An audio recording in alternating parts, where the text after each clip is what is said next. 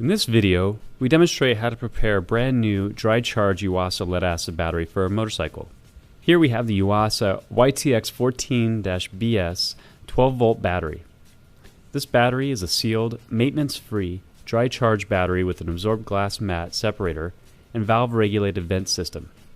It has a capacity of 14 amp hours and 200 cold cranking amps. Before we begin, make sure you have a clean, cool, and dry, well-ventilated area to work in. Read all of the instructions provided by the manufacturer.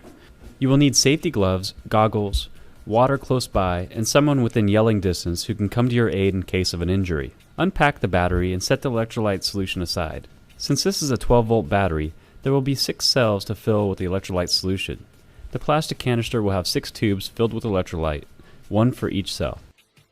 The electrolyte is composed of sulfuric acid, so be very careful handling it. If you get acid on yourself, don't panic. Just quickly wash water over any exposed areas. Never touch your eyes or mouth during this process, especially if acid is on your hands. Remove the protective seal covering the battery cells. Unwrap the electrolyte solution. You may need scissors to cut open the plastic bag.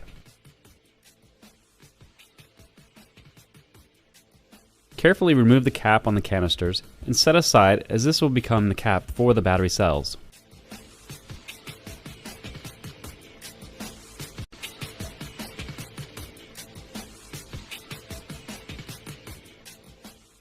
Do not puncture or remove the seals from the electrolyte canisters. Carefully align the canister tubes with their corresponding cells. The seals will self-puncture.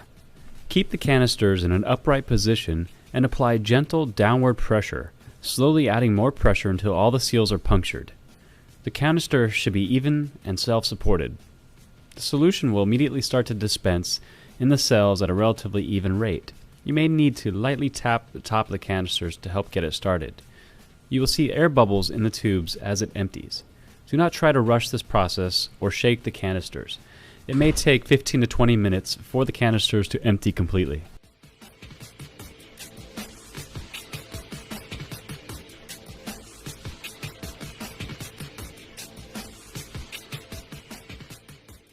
You may need to gently rock the canister back and forth to make sure all the solution is dispensed. Once the electrolyte solution is completely emptied into the cells, you can carefully remove the canister and dispose of correctly.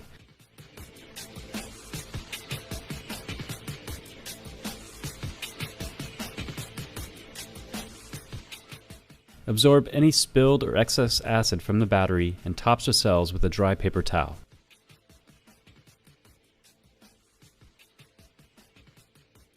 The canister cap now becomes the cap for the battery cells.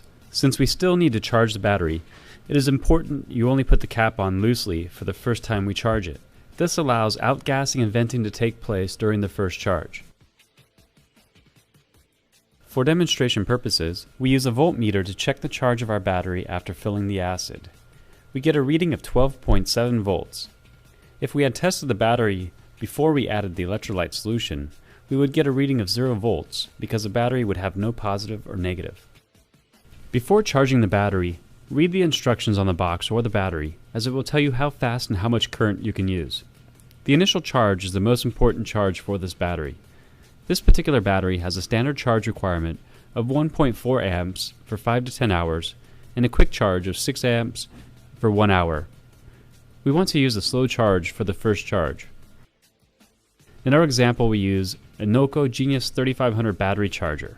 We set the mode to small 12-volt AGM battery with a current of 0.9 amps. We will let it charge overnight. Now that our battery is fully charged, we are ready to seal the cap. We can confirm the charge by testing our battery with a voltmeter. With the charger still connected to the battery, we get a reading of 13.9. This reading will usually be between 13.8 and 14.2 if the charger has gone into float mode like ours has. When we remove the charger, we test our voltage again, and we get a reading of 13.7, which indicates our battery is fully charged. Now it's time to push down the cap, since we left it loosely on for the first charge. Finally, you are ready to install the battery in your motorcycle or intended vehicle. For best results, use the battery immediately for 3 to 5 cycles before storing it for any duration.